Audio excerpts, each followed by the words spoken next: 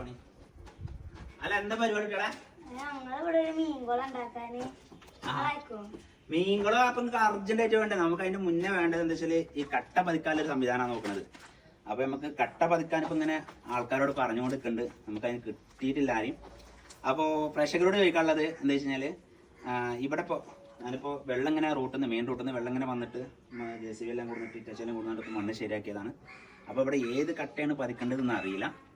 അപ്പൊ അത് നിങ്ങളൊന്ന് പറഞ്ഞുതരാം. അതിനുശേഷം ഇവര് കട്ട പറിച്ചതിന് ശേഷം നിങ്ങൾ പറഞ്ഞാൽ മീൻകളൊക്കെ സെറ്റ് ആക്കാം കേട്ടോ.